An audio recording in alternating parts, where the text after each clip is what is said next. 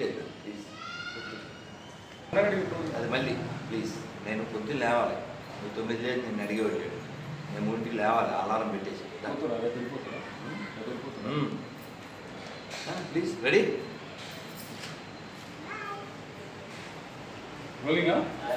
Ready. నమస్కారం గురుగారు. హరే కృష్ణ. అంజలు ఎలా ఉన్నారు? బాగున్నా. ఏమి ఈ మధ్యలో తిరుపతిలో మీ హడావిడి తగ్గిపోయిందండి? అంటే తిరుపతి ఎక్కువైంది, నువ్వు చూడట్లేదు కాబట్టి. ఫ్యాన్ బంద్ చేయండి. హడావిడి ఎక్కువ కాదు, తిరుపతిలో మీకు ఏదో పొజిషన్ ఇచ్చారు అని చెప్పేసి హడావిడి ఇచ్చారని చెప్పి అదేదో ఏమంటారు వైరల్ అయింది. అది ప్రజలలో, హిందువుల్లో వాళ్ళ ఆలోచన, ఈయన ఉంటే బాగుందని, ఈయనైతే మాట్లాడతారని. కానీ ఒకటి ఉంటే కాదు కదా,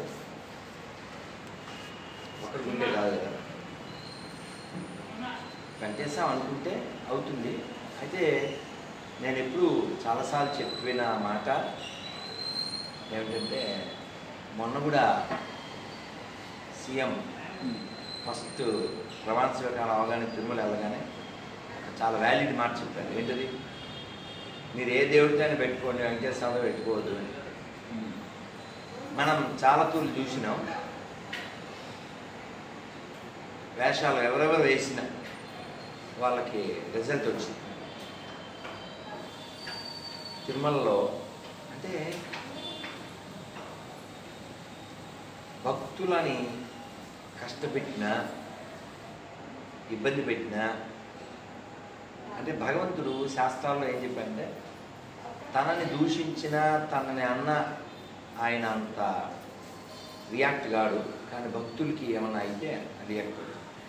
ఇన్ని వేల లక్షల కోట్ల మంది భక్తులు వస్తున్నప్పుడు అందరూ శుద్ధ భక్తులు అని చెప్పలేము, కానీ ఒక్కడున్నా ఆ ఒక్కడి కోసం ఆయన రియాక్ట్ అవుతాడు.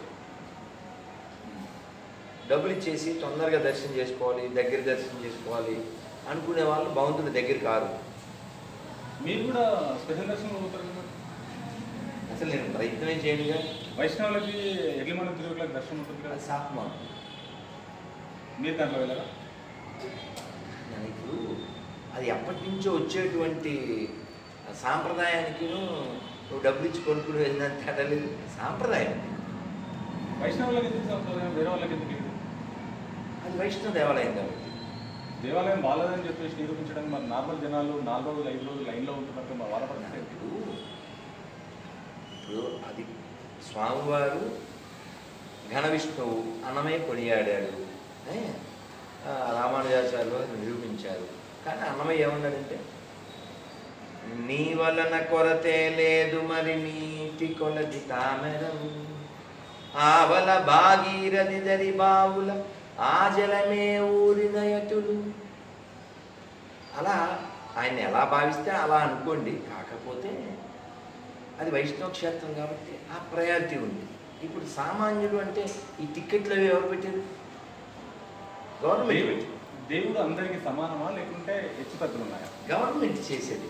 దేవుడు ఆయన చెప్పాడుగా, సమూహం సర్వభూతేషు. దేవుడు అందరికి సమానమా? సమానం, ఆయనే చెప్పాడుగా.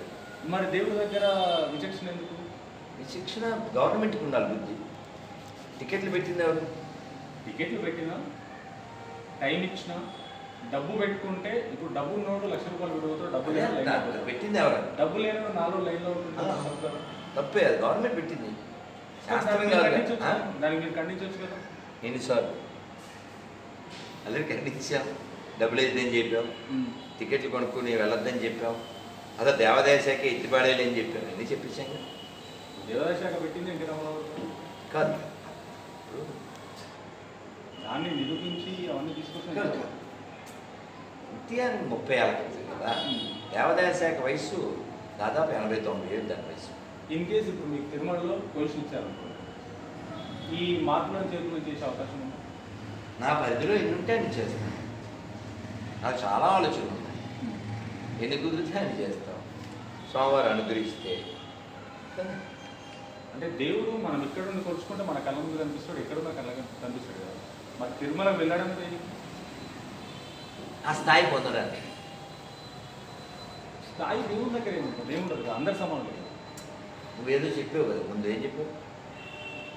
ఇక్కడ నాకు కనబడుతుంది ఏం చెప్పావు కదా, ఆ స్థాయి నీకు రాలే కదా, అది రావడం కోసం ఒకసారి మరి ఆ విచక్షణ అక్కడ చూపించడం అనేది, టికెట్స్ అనేది లక్షలు పెట్టేదానికంటే తగ్గించే అవకాశం. జగన్మోహన్ రెడ్డి గారు ఉన్నప్పుడు టికెట్ సైజ్ పెంచారు, అంతకుముందు చంద్రబాబు నాయుడు గారు ఉన్నప్పుడు టికెట్ రేటు నార్మల్గా ఉండేది. టికెట్ అనేది తప్పు కదా.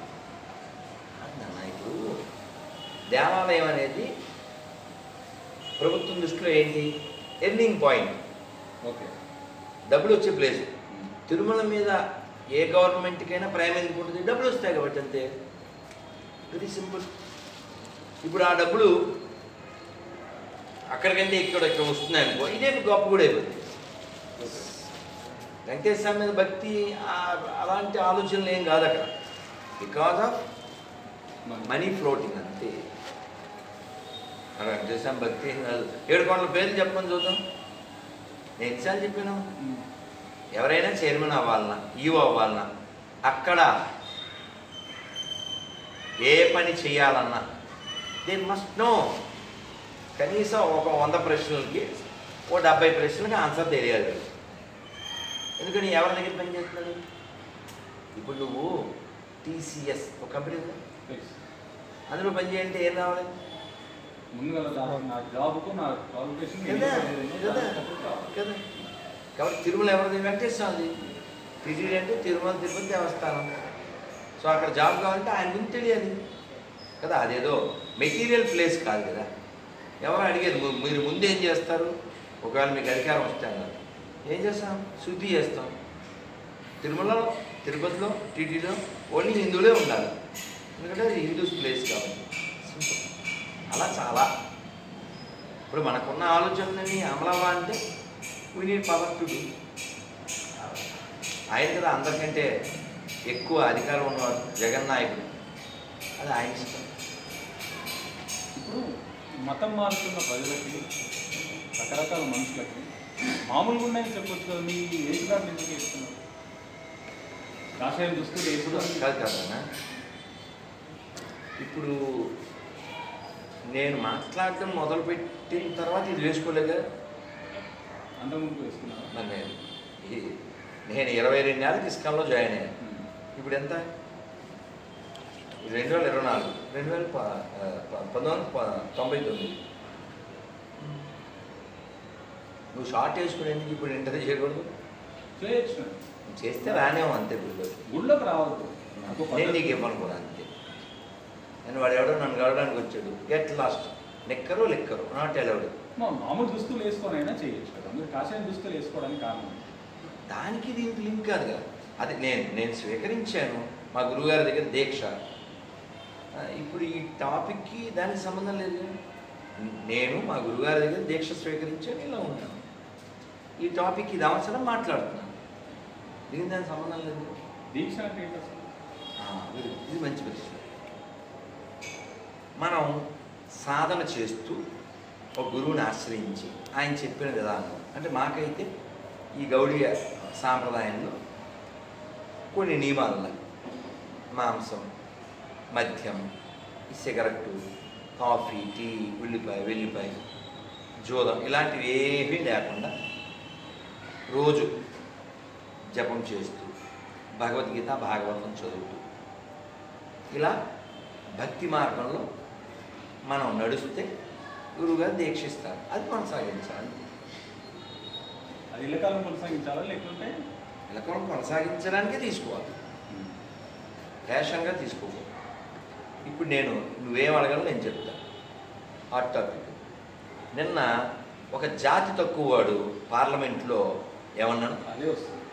ఓ జాతి తక్కువ వాడు అంటే వాళ్ళ తాత ముస్లిము, వాళ్ళ నాయనమ్మ పెళ్లి చేసుకుంది పార్సీ, వీళ్ళమ్మ బార్ డ్యాన్సరు, ఇటలీ క్రిస్టియను. ఈరోజు నిన్న జరిగింది దానికి, ఈరోజు కూడా జరిగింది దానికి.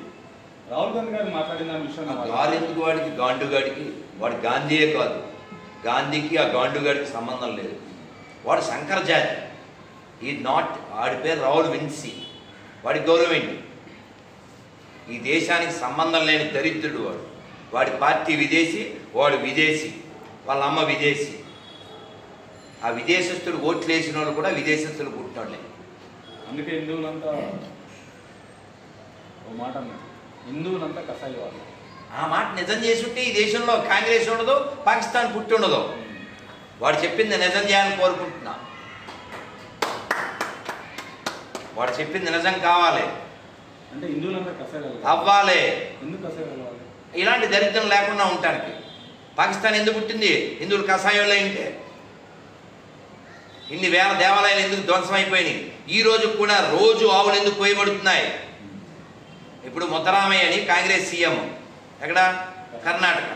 వాడు గుళ్ళో డబ్బులు 500 కోట్లు తీసుకుని వాడు ముస్లింలకి సగం, క్రైస్తవులకు సగం పంచిపెట్టాడు. పంచిపెట్టింది కాక 10 ఏళ్లలో పూజారులు తీసుకున్న జీతాలు వెనక్కి ఇవ్వాలన్నాడు. Every chance. వాడెవడో వేణుగోపాల్ అంట, కాంగ్రెస్ ఎంపీ, వాడి పేరు అది. వాళ్ళ లత్కూర్ గాడు ఏమంటాడంటే, భగవద్గీత ఇన్స్పిరేషన్ తీసుకుని గాంధీని చంపాడు గాడ్సే అంటాడు. ఇప్పుడు భగవద్గీత ఇన్స్పిరేషన్తో అయితే కొత్త దేశాలు ఏం పుట్టలేదు కదా.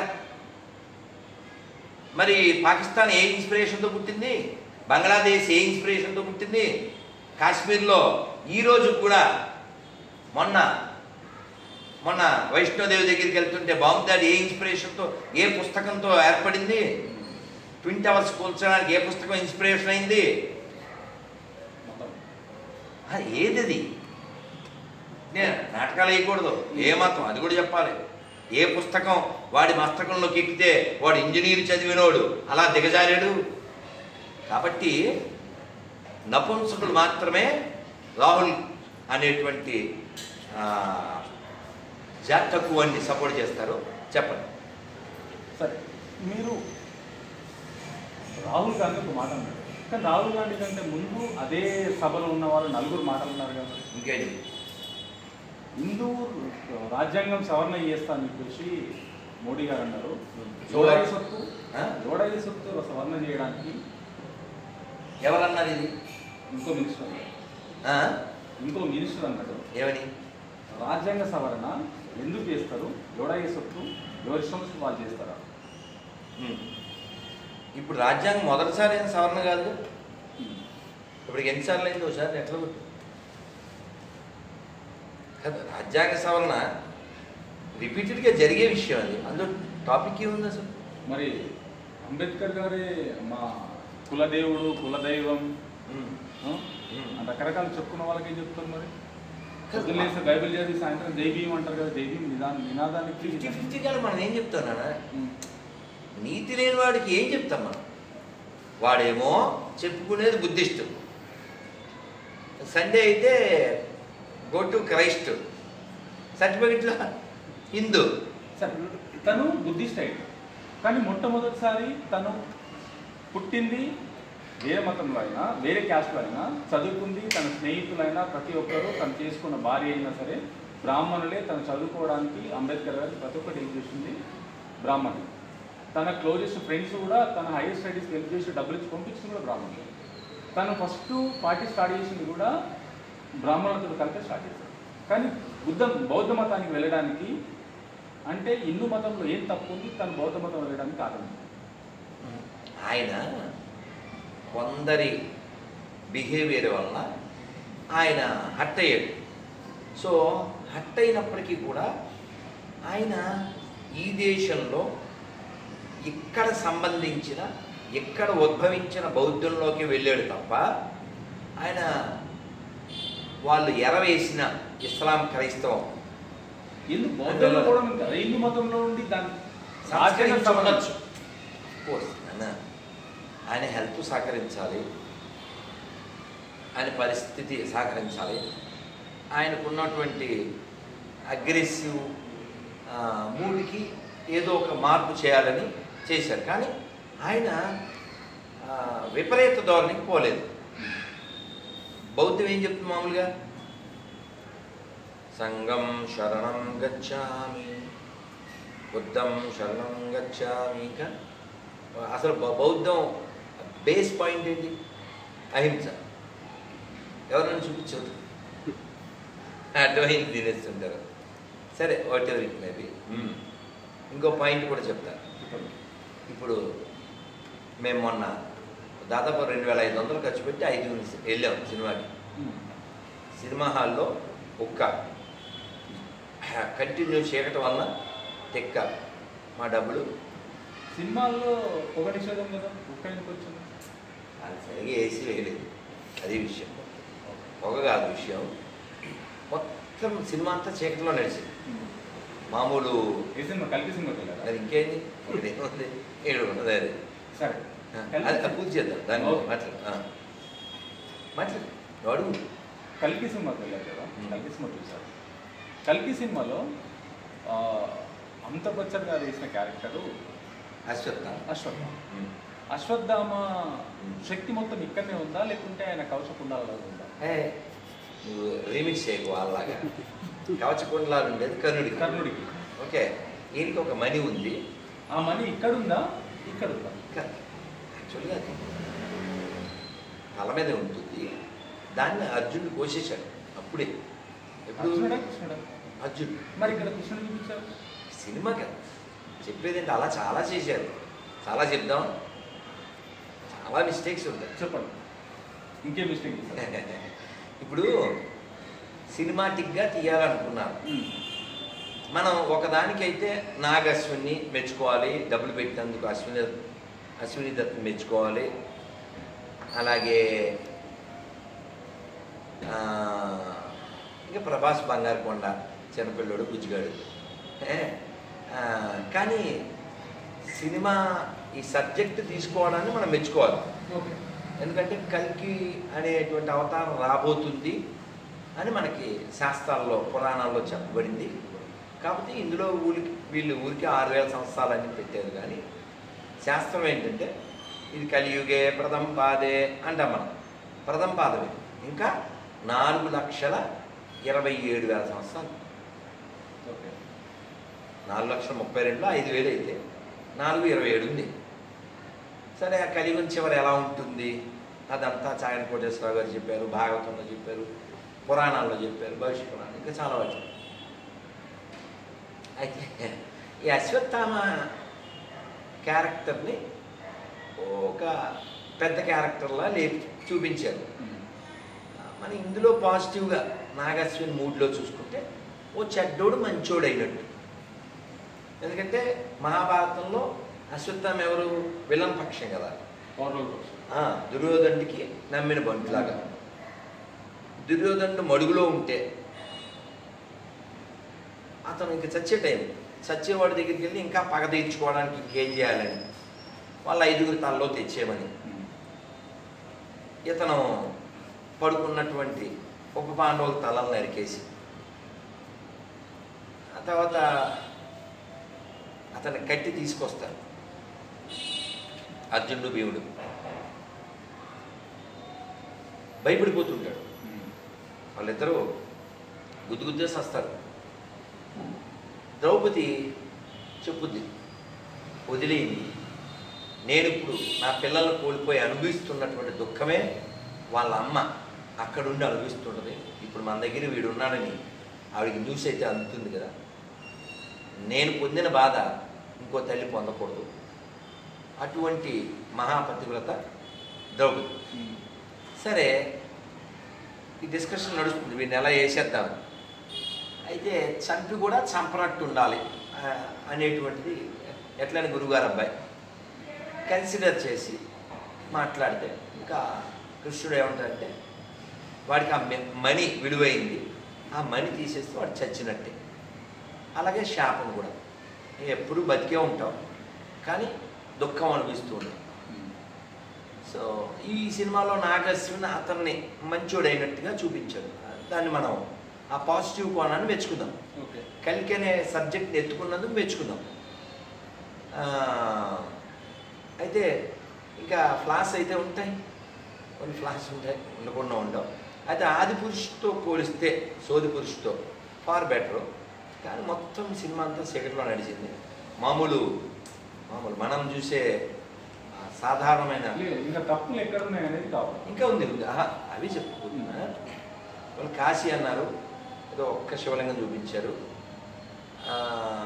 ఆ పిల్లవాడు కింద పడతాడు, సరే ఇక్కడ ఆయన కనపడతాడు. ఇవి ఆయన చేతిలో ఒక దండం ఉంటుంది. ఆ దండం చుక్క నీరు పడి ఆ ఆకు అతను టచ్ అయ్యి అది ప్రభాస్ చేతికి రాగానే బలం వచ్చినట్టు ఒక అబద్ధం అతనితో చెప్పించి ఇంతవరకు నేను ఓడిపోయినట్లేదు అని. అంటే వీళ్ళు పర్టిక్యులర్గా పేరు అది పెట్టినట్టుగా ఏం చూపించలేదు, కానీ ఇతను కర్ణుడని అలా చూపించలేదు, కానీ మనం అర్థం చేసుకోవాలి. కానీ పచ్చబద్ధం అసలు కర్ణుడు అసలు అంటే చాలాసార్లు ఓడిపోయాడు. అలా ఓడిపోయే లక్షణాలు ఎటువంటివి అంటే చివరికి దుర్యోధను వదిలేసి పారిపోయాడు ఘోషయాత్ర. ఇంకా చాలా అనుకుంటే సభాపర్వంలో చూడొచ్చు. ఇతను వాచాలత్వం అంటే తెలుగు నడుదో, అందులో తోపు ఇతని వల్లనే సలహాదారు అంటారు కదా, ఇతని వల్లనే దుర్యోధనుడు బాగా మట్టానికి వెళ్ళిపోవడానికి కారణం. ఇలా అలాగే దుర్యోధనుడికి తప్పుడు ఆలోచనలు, ద్రౌపది బట్టలు ఇప్పి తొడ మీద కూర్చోబెట్టుకో, ఇలాంటి ఆలోచనలన్నీ ఇచ్చినటువంటి వాడు. సో అతని దగ్గర మంచి గుణాలు దానం విషయంలో ఉండొచ్చు, కానీ మిగిలినవన్నీ మైనస్ ఉన్నాయి. అయితే ఈ సినిమాలో ఏదో ఎత్తి చూపించినట్టుగా ఏదో ఒక 10 వయసులో అలా ఉంది, కానీ ఎవరు అజయ్ దేవరకొండ, విజయ్ దేవరకొండ అతనేమో అర్జునులాగా, కర్ణుడిలాగా, ఆయన అశ్వత్థామలాగా, కృష్ణుడు కనీ కనపడకుండా 4 క్యారెక్టర్లు ఇంకేమున్నాయి అంతే కదా. ఇంతే పాపం చాలామంది ఎక్కువ రియాక్ట్ అయిపోతున్నారు. అంత అవ్వక్కర్లేదు. ఏం అవమానించినట్టు ఏం తీయలేదు నాగశ్వినం, అతనికి తెలిసింది తీశాడు. అయితే మన సలహా ఏంటంటే దీనికి ఇంకా కంటిన్యూషన్ తీస్తాడు అన్నట్టుగా ఉంది. అబ్బాయి తెలుగు అబ్బాయి కదా నాగశ్వినం, ఎవరు అబ్బాయి నాకు తెలీదు. వాళ్ళమ్మ డాక్టరు జేజే హాస్పిటల్ అని ఇక్కడ పుట్టి ఇక్కడే పెరిగా. ఓకే సరే, నా రిక్వెస్ట్ ఏమంటే గరికపాటి గారు ఇక్కడే ఉంటారు, సామవేదం షణ్ముఖ శర్మ గారు ఇక్కడే ఉంటారు. సినిమాటిక్గా తీయడం తప్పు కాదు, కానీ కాళిదాస్ కవిత్వం కొంత, మా సినిమాల పైత్యం కొంత అలా చేయకూడదు. ఇప్పుడు అడిగేవాడు లేక ఎలా అంటే అలా తీశాడు. ఇప్పుడు ఓం రౌత్ ఏం చేశాడు, రావణాసుడు దేని మీద తిరిగాడు, పుష్పక విమానం, అదో గబిలాలు. సీతాదేవి అసలు రావణాసుడిని చూడగానే ఆవిడ సోదరపడిపోయింది, కాబట్టి వాడి రూపం గుర్తుండడం అవే ఉండదు. వెళ్ళిన తర్వాత అశోకవనంలో కూర్చోబెడితే వాడు వచ్చేవాడు, మాట్లాడేవాడు. ఆ మాట్లాడేటప్పుడు ఇవిడ గడ్డిపోసి అడ్డం పెట్టి, గడ్డిపోసి చెప్పింది దాంట్లో నాకు చాలా మళ్ళీ అడుగు అయ్యాడు, రామాయణంలో అయ్యాడు, గడ్డిపోసి అడ్డం పెట్టి మాట్లాడేది.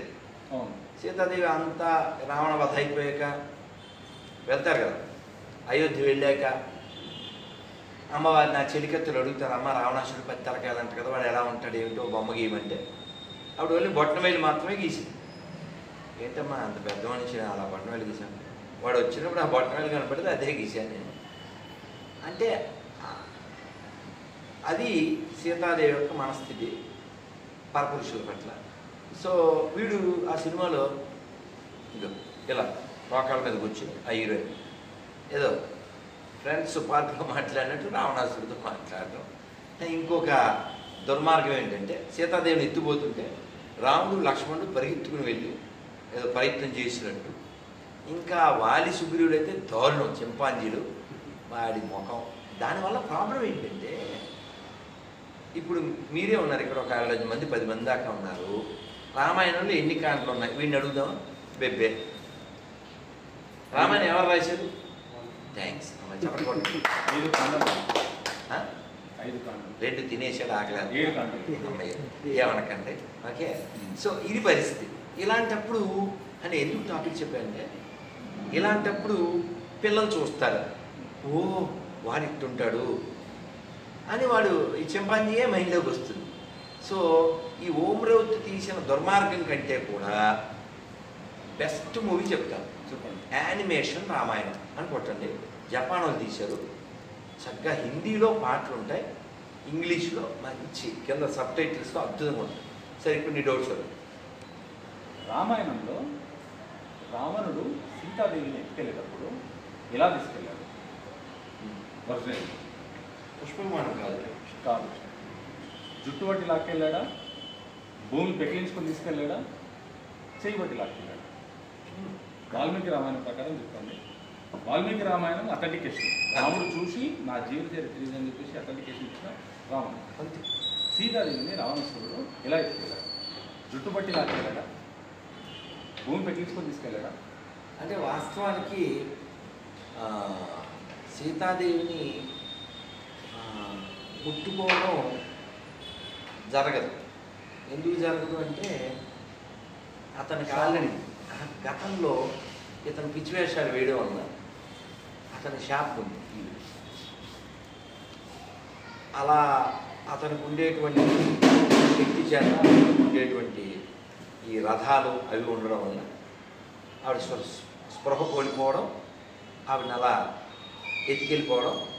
క్లారిటీ లేకుండా జుట్టు బట్టి లాక్కెళ్ళాడా, చేతి బట్టి లాక్కెళ్ళాడా, భూమి పెకిలించి తీసుకెళ్ళాడా? నేను చదివింది విన్నదైతే అంటే ఈ 3 రకాలుగా మనకి సినిమాల్లో బయట రకరకాల అంటే చెప్పేవాళ్ళు కూడా రకరకాలు ఉన్నారు. ఈ మనం పరిశీలన చేయాలి. అతని శాప కారణంగా ముట్టుకోకూడదు. కాబట్టి అతను భూమిని పెకిలించి తీసుకెళ్ళింది దానికి సరిపోతుంది. అయితే ఇంకొక విన్నవి చదివిన వాటిలో మనం ఏమిటంటే అతను స్పృహ కోల్పోయిన తర్వాత పట్టుకుని జుట్టుపట్టి రథంలో వేసి పట్టుకెళ్ళాడు. జుట్టుపట్టి రథంలో పట్టుకొని వేసుకెళ్ళాడు. అది వాల్మీకి రామాయణంలో రాయడం జరిగింది. కానీ తనకు స్త్రీ ప్రమేయం లేకుండా స్త్రీని ముట్టుకుంటే శాపం ఉంటుంది. దానికి ఎందుకు శాపం తగ్గలేదు?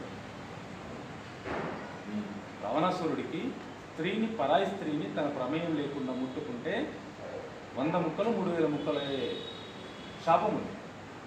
ఆ శాపం ఉన్నప్పుడు సీతాదేవిని జుట్టు పట్టుకొని మెలేసి తీసుకెళ్లారని చెప్పి స్పష్టంగా రామాయణంలో వాల్మీకి రామాయణంలో రాసింది.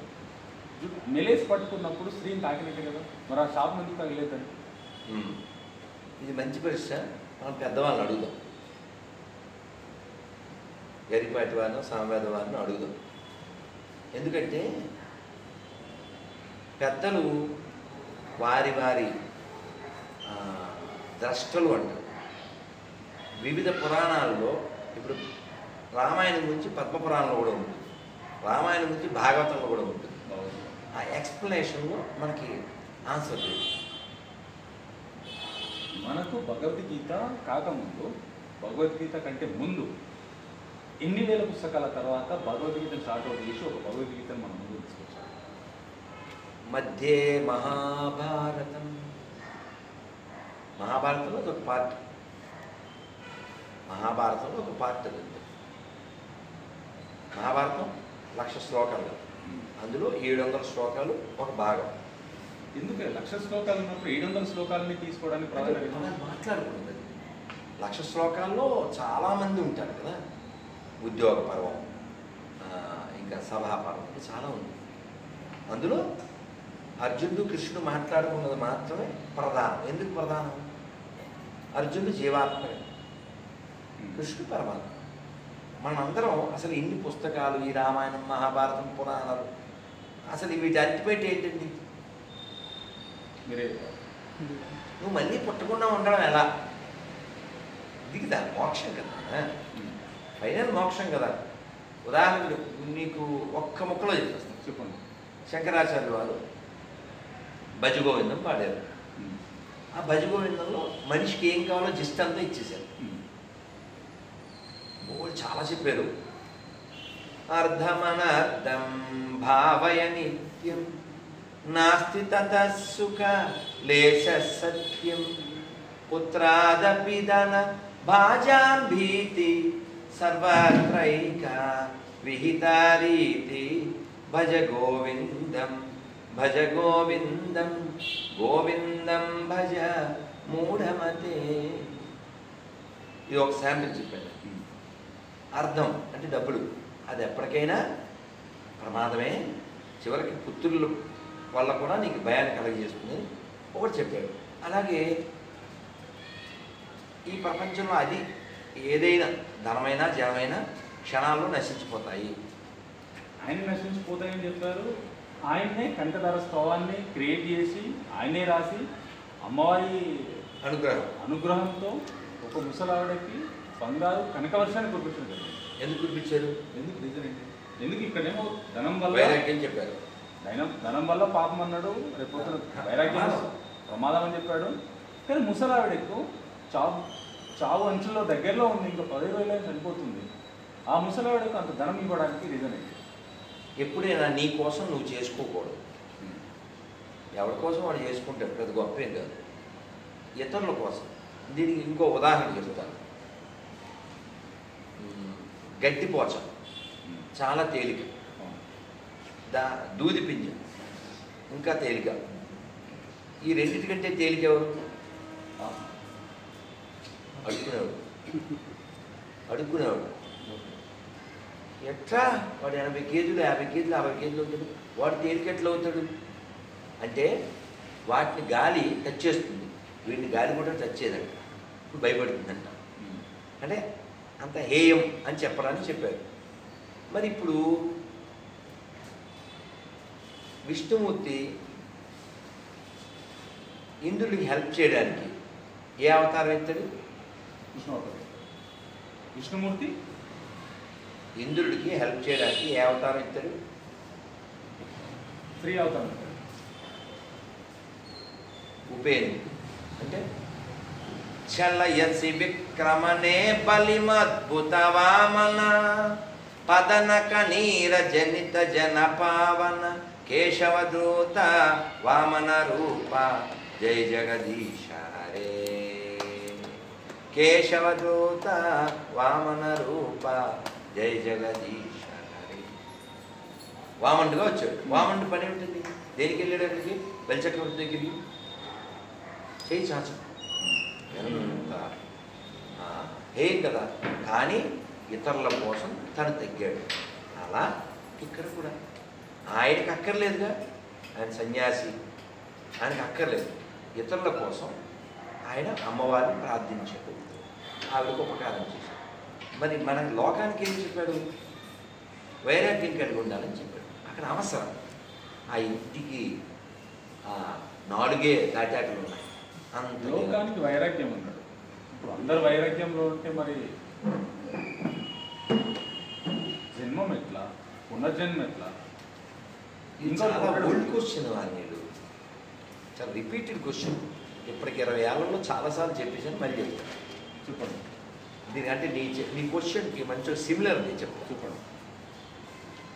మాంసం తినకూడదు అని నేను ఎక్కడో మాట్లాడుతూ అంటే, తినకపోతే ఎలాగా, ఈ కోళ్ళు మేకలు మన కాళ్ళ అడ్డం పడిపోతాయి అన్నాడు ఎవడో. రోజు సింహాన్ని ఎవడన్నా తింటున్నాడా? పులుల్ని ఎవడన్నా తింటున్నాడా? అవి ఏమన్నా అడ్డం పడుతున్నాయా? సార్ దీనికి కాదు కాదు, ఇక్కడ విషయం కాదు చెప్తాను. అలా అలా ఆ విధంగా మనం ఇక్కడికి ఎందుకు వచ్చాము? సృష్టిని మనం సృష్టించలేదు, సృష్టించలేము, ఆపనలేము. మనకి ఈ జన్మ ఎందుకు వచ్చింది? అధాతో బ్రహ్మ జిజ్ఞాస. నేనెవరు? ఈ ప్రశ్న నిన్ను నువ్వు వేసుకోవడానికి వచ్చింది. ఎక్కడి నుంచి వచ్చో అక్కడికి వెళ్ళాలి. దీనికి కనకదాసు పురంధరదాసు వారు ఏం చెప్పారు? అల్లిది నమ్మని ఇల్లు బంది సొమ్మని. అక్కడ ఉంది మా ఇల్లు, ఇక్కడ ఊరికే వచ్చాను. కాబట్టి వైరాగ్యం కలిగి ఉంటే ఎవరికి లాభం? లోకానికి కూడా లాభం, నీకు లాభం కదా. వైరాగ్యం అందరూ వైరాగ్యం మంచిది కదా. వైరాగ్యం వస్తే మంచిది కదా నాన్న. గొడవలు ఉండదు, హింస ఉండదు. పాకిస్తాన్ ఎందుకు పుట్టింది? వైరాగ్యం ఉంటే పుట్టదుగా. దాని కూడా నీకెందుకురా? నువ్వు పుట్టకుండా ఉంటాను చూడు, వేరే వాడి పుట్టు గురించి ఎందుకు? నేను చిన్నప్పటి వైరాగ్యం తీసుకున్నాను. గొడవే లేదుగా, గొడవే లేదుగా. నాకు పిల్లలు నా వంశం పైకి అసలు నీ వంశం అడుకోవాలి. అదే సినిమాలో ఎప్పుడు వాడో సిద్ధాంతి వేదాంతి. నీ వంశం అడుకోవాలి ఇక్కడ. That means you are in a bodily consciousness. కుక్క కూడా ఉంటుంది, పెద్ద విషయం ఉంది. కుక్కకి మోక్షం గురించి ప్లాన్ చేయడం కుదరదు. పిల్లలు పుట్టడం, వాళ్ళకి పిల్లలు పుట్టడం, వంశం అది టాపికే కాదు. నువ్వు పుట్టకుండా ఉండడానికి ఏమన్నా చెయ్యి. నీకు మళ్ళీ ఆన్సర్ చెప్తాను. ఇంకోటి ప్రహ్లాదుడు చెప్పాడు, తండ్రి పోస్ట్ తండ్రి పోస్ట్ గురించి ఏం చెప్పంటే, తండ్రి హరిచేరుమని అనడు వాడు తండ్రి తండ్రి. ఎందుకు పిల్లలు కనాలి అసలు? పిల్లలు ఎందుకు కనాలి? బాగా చదివించేయడానికి, లేకపోతే ఏదో వెళ్ళా కొని పెట్టడానికి, కారు కొని పెట్టడానికి కాదు. ఒరే నాయన, ఈ దేహం నా దేహంలోంచి వచ్చింది, మోహం లేకుండా, అహం లేకుండా, దాసోహం అని ఎక్కడి నుంచి వచ్చో అక్కడికి వెళ్ళాలి నాన్న. ఇది భక్తి మార్గం, ఇది ముక్తి మార్గం అని చూపించగలిగితే కను. సరే, మీరు అన్నదానికి అన్నిటికీ నేను చెప్తాను. కానీ మీరు చెప్పే సిద్ధాంతంలో భగవద్గీత ఏదో ఆ జరిగిన భగవద్గీత అయినా సరే, కృష్ణుడు పాండకౌర యుద్ధంలో అయినా సరే, క్షత్రియులు ఎవరైతే ఉన్నారో, ఎంతమంది అయితే ఉన్నారో అంతమంది చాలా మటుకు 75% నాన్ వెజ్ తిన్నారు. నాన్ వెజ్ తింటేనే వాళ్ళకంతా శక్తులు, బలాలు ఇవన్నీ ఉన్నాయి. రామాయణంలో అయినా సరే రాముడు అడవిలో ఉన్నప్పుడు తిన్నాడు, కానీ ఇప్పుడు ప్రజలు ఎందుకు తినకంటారు? రాముడు తిన్నాడని చెప్పి రామాయణంలో ఉంది. కృష్ణార్జున వీళ్ళల్లో కౌరవులు వీళ్ళ దాంట్లో యుద్ధంలో ఉంది, తిన్నారు అని చెప్పేసి. కానీ మనుషులు ఎందుకు తినొద్దు? వాళ్ళ దేవతలు అయితే వాళ్ళ పక్కన ఉన్న వాళ్ళు తినొచ్చు, కానీ మనుషులు కాదు. ఇప్పుడు మనం ఎప్పుడైనా పోల్చుకున్నాం అనుకో, కేవలం మనకు కావాల్సిన ఒకటి పోల్చుకోవడం. ఇక్కడ కంపారిజన్ అడగతాను కదా. ఇప్పుడు వాళ్ళు మీట్ తిన్నారు, నేను మీట్ తింటాను అన్నాం అనుకో, మరి ఇప్పుడు నేనేమంటాను? దేవతలకు ఇప్పుడు కృష్ణుడు గాడు, సరే దేవుడు, రాముడు దేవుడు, మానవుడైనా సరే దేవుడు వచ్చుకుంటాం మనం. రాముడు వీళ్ళ దాంట్లో వీళ్ళే తిన్నప్పుడు, విష్ణుమూర్తి, కృష్ణుడు, తర్వాత రాముడు వీళ్ళే దేవుళ్ళై తిన్నప్పుడు, మనము మానవతర మిత్రులు వాళ్ళే తిన్నప్పుడు మనుషులు ఎందుకు తినకూడదు? తింటే తప్పేంటి? కాదు, ఇప్పుడు వాళ్ళు చేస్తే అన్ని నువ్వు చేస్తే చెయ్యి.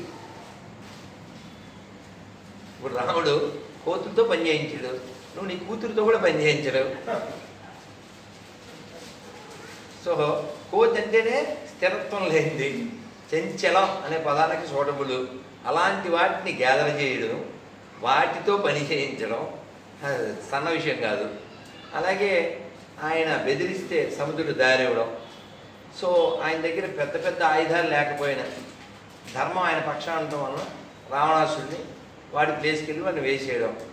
ఇలా ధర్మాన్ని మనం పట్టుకోవాలి.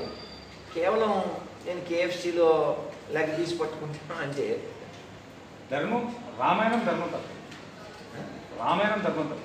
మనం చూసుకున్న మాట చూసుకున్నట్టయితే, రావణాసురుడు సీతమ్మని జుట్టుపట్టి తీసుకెళ్ళినప్పుడు స్త్రీ తాకితే 3000 ముక్కలు అవుతారని చెప్పేసి అప్పుడు ఆయన శాపం ఉంది, అది అవ్వలేదు. తెలుసుకుందాం. అవ్వలేదు. దేవుడు నాన్ వెజ్ తింటే మంచిది కానప్పుడు దేవుడు నాన్ వెజ్ తిన్నాడు. ఈయన రాముడు కూడా ధర్మం తప్పి బాణం ఇచ్చాడు. ఎవరి మీదకి ఇచ్చాడు? ధర్మం తప్పి ఎవరి మీదకి విడిచాడు? బాలిసుగ్రీవుల కూడా మధ్య నేనే చూడడం కారణం కాదు. ఇప్పుడు ధర్మం తప్పి అని నువ్వు వెళ్ళి డిక్లేర్ చేస్తావు. రామాయణంలో రాసింది చూపించు. మధ్యలో పోయి చాటుగా ఉండి బాగా వేయాల్సిన అవసరం కాదు కదా. అక్కడ ఎవరిని ఆశ్రయించారు? ఆశ్రయించినా కానీ ఎక్కడ అధర్మం కాదు. రాముడు అధర్మాన్ని సమరించాడా, ధర్మపరంగా ఉన్నోని సమరించాడా? నీ సొంత స్వలాభం కోసం అధర్మం సమర్పించావు. వాళ్ళ సైన్యము, రాజ్యము మొత్తం నీ తోడుస్తుంది. రావణాసురునికి దండయాత్ర చేయొచ్చు అన్న దాన్ని స్వలాభం. నువ్వు చెప్పింది అనుకుందాం. వాడి అలా నేల మీద పడుండి, అయ్యో ఈ పాటి దానికి వాడిని ఎందుకు ఆశ్రయించడం, నన్ను అడుగుంటే వాడి తోక అన్నాడు కదా. మరి రాముడు ఏం చెప్పాడు? రాముడు ఆన్సర్ చెప్పాడు లేదా? చెప్పాడు. నువ్వు అధర్మవర్తండు, అందుకనే నువ్వు జంతువులా ప్రవర్తించావు, కాబట్టి జంతువుని చాటు నుంచి వేయాలి, అందుకే వేసాను. ఇంకో విషయం ఏంటంటే, ఇప్పుడు మీ అబ్బాయి నిన్ను దోడ మీద కొట్టాడు, దాన్ని నువ్వు సమర్థిస్తావు. చిన్నపిల్లడు కదండి, దోమ ఉందని కొట్టాడు, ఏదో అలా సంథింగ్ లైక్ దట్. ఒక ఉదాహరణ చెప్పాను. రాముణ్ణి వాళ్ళే సమర్థించి, కొడుకు పేరేమిటి? వాలి కొడుకు అంగదుడిని జాగ్రత్తగా చూసుకోమని చెప్తాడు కదా, అవునా? ఇప్పుడు వాళ్ళకి లేని బాధ నీకెలా వస్తుంది? దేవుడు ఇప్పుడు వాళ్ళు ఎవరైతే రాముడి చేతిలో మరణించారో వాళ్ళకే పెయిన్ లేదు. నీ తీర్పు పని ఏముంది అసలు? అంటే జనాలకు డౌట్ ఉంది కదా చాలా మంది. ఆన్సరు వారిచ్చాడు కదా, వారిచ్చాడు కదా. ఇప్పుడు నిన్న ఏదో క్వశ్చన్ అడిగాడు వేరే యాంకర్, నేను ఒక ప్లాస్టిక్ బాటిల్ ఈ బాటిల్ చూపించాను, ఏది ఇస్తామంటా డిపెండ్ ఆన్ ఆ క్వశ్చన్ బట్టి సరదాగా. అలాగా అక్కడ వాళ్ళే సాటిస్ఫై అయినప్పుడు అసలు he's answered and satisfied and he left the body. ఇంక నీ క్వశ్చన్ నాన్న కమ్ టు కలికి present and Rahul Gandhi and finish. ఇంకా 2 persons ఆర్ వెయిటింగ్. నేను అయిపోవాలి 1 hour. నీకు 5 minutes అండి వచ్చేసి మళ్ళీ కలిగి వచ్చిద్దాము ప్లీజ్. నువ్వు ఇట్రా కెమెరా కాదు ఆయన వెంటనే కలికి వచ్చి కల్కిలో చేసిన తప్పులేంటి, కల్కి జనాల్లోకి వెళ్తుందా, ఈ నిజంగా ఉన్న అవతారం కరెక్టే కాదన్న. ఇతను నేను ఫీల్ అయింది ఏంటంటే ఇంకా చాలా బాగా తీయచ్చు. అంటే ప్రభాస్ ఒక కొండ, బంగారు కొండ, కానీ అతన్ని అంటే బుల్లెట్ ఇవ్వాల్సినోడికి లోనా ఇచ్చినట్టు, టీవీఎస్ 50 ఇచ్చినట్టు అతన్ని వాడుకోలేదు. ప్రభాస్ని వాడుకోవాల్సినంత బాగా వాడుకోలేదు. చాలా బాగా వాడుకోవచ్చు, చాలా ఫన్నీగా, కామెడీగా, చాలా బాగా అతని స్టామినాని జస్ట్ క్యాజువల్గా ఉండవలసిన జోషు, ఉండవలసిన స్పీడు ఇంకా బాగా తీయాలని కోరుకుంటున్నాను. నెక్స్ట్ మళ్ళీ తీసుకోవాలి కాబట్టి చాలా బాగా ఉన్నది ఉన్నట్టుగా. ఇప్పుడు అథెంటిక్ ఎవరు ఆధార్ చెప్పింది. మనం వాట్సాప్లో కొట్టుకుని కనబట్టినప్పుడు తిట్టుకొని పని లేదు. రామాయణం గురించి ఎవరు మాట్లాడితే బాగుంటుంది? వాల్మీకి మాట్లాడాలి, నువ్వు నేను మాట్లాడకూడదు. మీ ఇంట్లో వాళ్ళ గురించి నువ్వు మాట్లాడాలి. మహాభారతం గురించి ఎవరు మాట్లాడాలి? వ్యాసుడు మాట్లాడాలి కదా. ఫైనల్ ఎవరు? వ్యాసుడు. అక్కడ ఫైనల్ ఎవరు? వాల్మీకి. మనం అందులో ఏం కలపకూడదు, ఏమి తీయకూడదు. సింపుల్. అందుకని నాగశ్విని ప్రయత్నం అయితే అభినందిద్దాం.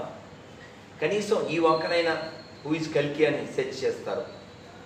అందులో మిరియం ఏవో కలిపాడు రేపటి కోసం అని. మళ్ళీ కమలాసనం ఏవో శంబలం ఉంది.